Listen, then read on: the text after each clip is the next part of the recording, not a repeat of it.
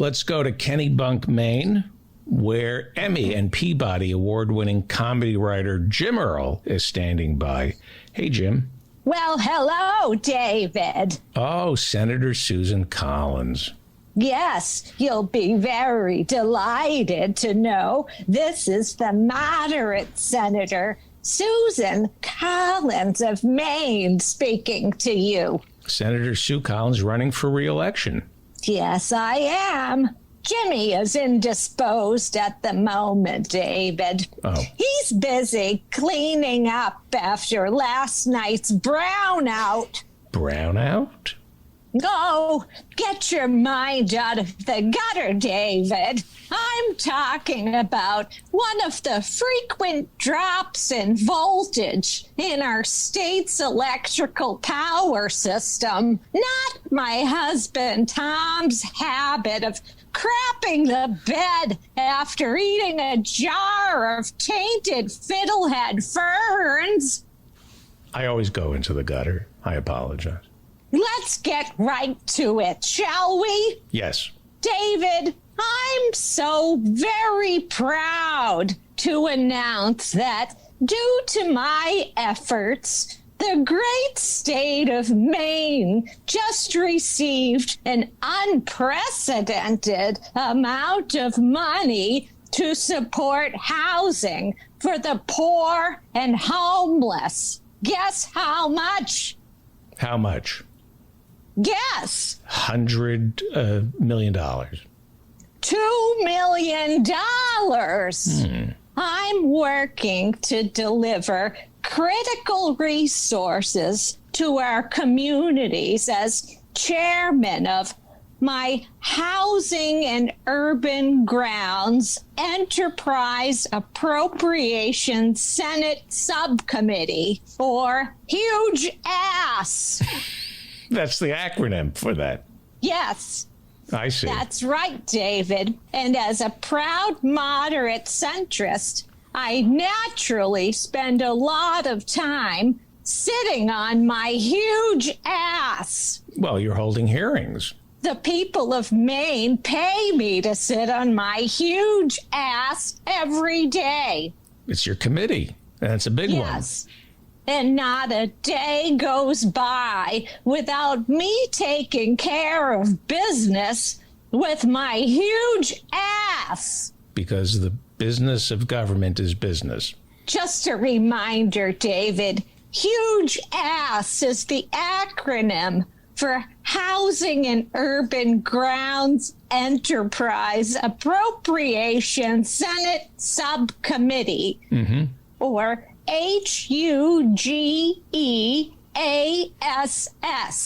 Hence the joke, David. Huge ass. Anyway. That's where you do your business. Yes. With your huge ass. Even though it's literally stuffed with paperwork, I never let my huge ass get in the way of helping Mainers. Thank you for that. How can another senator get on my huge ass? Yes. You ask? Yes. They have to raise a stink. I see. The squeaky wheel. Gets the lube. I understand. This is like a civics lesson. David, if I may also take a moment, I'd like to congratulate the graduates of the Portsmouth Naval Shipyard's Apprentice Sailor Skills Program for Underwater Ship Helmsmen, or ASPUSH. That's an acronym, right? Yes. The Apprentice Sailor Skills Program for Underwater Ship Helmsmen. ASPUSH. Yes, ASPUSH. I'm very proud to have increased funding to ASPUSH by sitting on my huge ass. Your Senate subcommittee. Of course. Right. And these are sailors you're helping. Yes. They have fond memories of ASPUSH, those sailors, right? Maine sailors always look fondly upon ASPUSH. Yes, that's what I've heard. Practically all of them, right? That's true, David. Yeah. You're not considered a sailor unless you've been through ass push. Now, if I may continue. Oh, please. I am proud to say our state's police departments have never had any problems with police brutality. Literally, we don't have any problems with it. You're fine with it.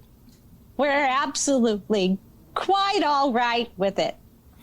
Good for you. I wish to announce that our biggest city of Portland is now accepting new applications for cops. Find out how you can make a difference in Portland.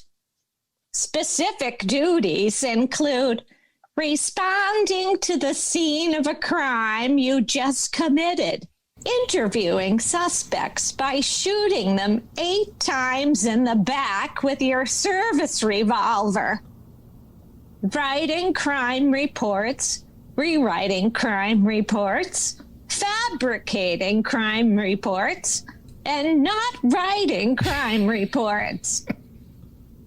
Coordinating vehicular traffic around the body of any unarmed civilian you shot 8 times in the back with your service revolver. Visiting open businesses such as banks, markets, and department stores to establish a rapport with owners before shooting their customers 8 times in the back with your service revolver. Monitoring any suspicious activity among demons. Booking suspects and transporting them to the appropriate police department facility. Or just leaving them in the street for hours after shooting them 8 times in the back with your service revolver. Contaminating evidence, fabricating evidence, and booking evidence. And lastly, responding to citizens' questions and concerns by hiring a lawyer. David, I have some good news and some bad news. Okay. What's the good news? Maine has decreased its COVID-19 response efforts by half. And what's the good news? The good news is, as a result of this, we are now calling it COVID 9.5. That's fantastic news.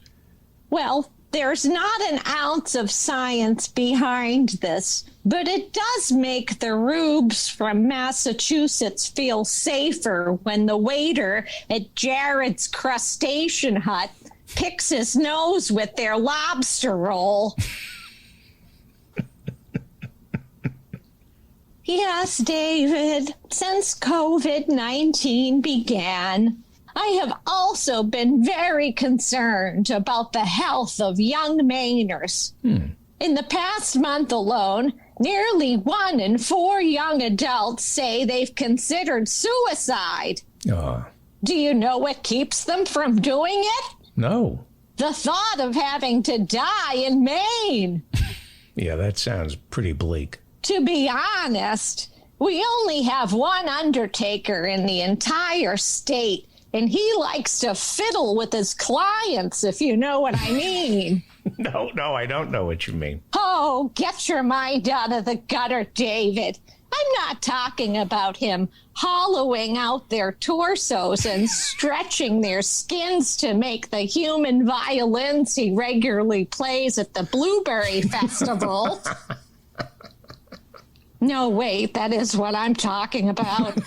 He's fiddling with them. I'm sure you heard about my campaign stop this week at the Bush compound. Yes. Well, I'm also so very proud to announce the endorsement of former President George W. Bush for my re-election in November. I read about that. Before he endorsed me, we had clam pie together at Laura's Fried Clam Hole and Fish Gut Kitchen in Kittery. Sounds delicious. How do you get there? How do you get there, you ask? Yeah, how would I get there? You take Moosehead Road, 5 crack houses past the giant man-sized mummified haddock erected in 1647 to ward off demons. Turn right at the meth pipe in the road. Go past a red barn full of old people staring at a blank television screen. Drive another 5 miles to the Arundel Cutoff. Get out of your car, cut off your Arundel, and get back in your car. Drive another 5 miles past 2 decaying alpacas until you get to Moose Park. Turn right at Moose Lane and follow Moose River south until you reach the Moose Expressway. You can't miss it, David. It's got the word moose on the sign.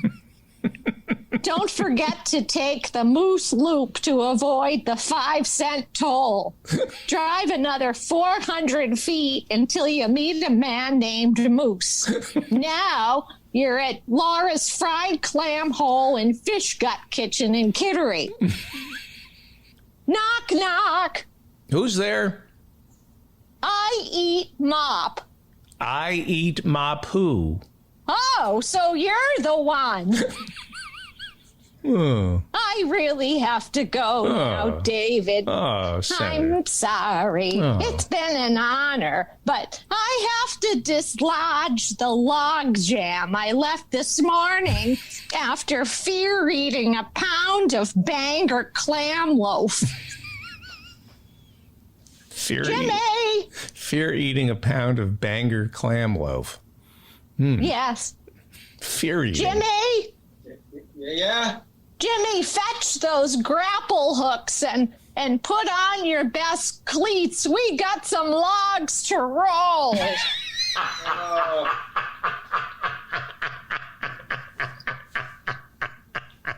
I'm Senator Susan Collins, and I approve this clam loaf log jam. Thank you, Senator, and good luck in November. Hold still.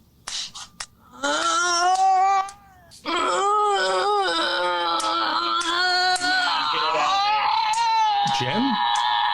Just hold still.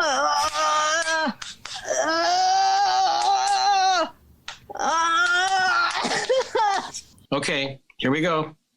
Ready?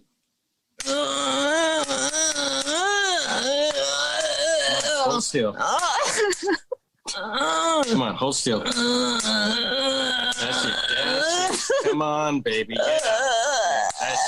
Come on. Yeah. Give Queenie. Come on. Breathe. Yeah. There she blows. Oh, God. Give Queenie what is that? Oh my God. I don't want to know. Elephant sweetie. Why? Give Queenie.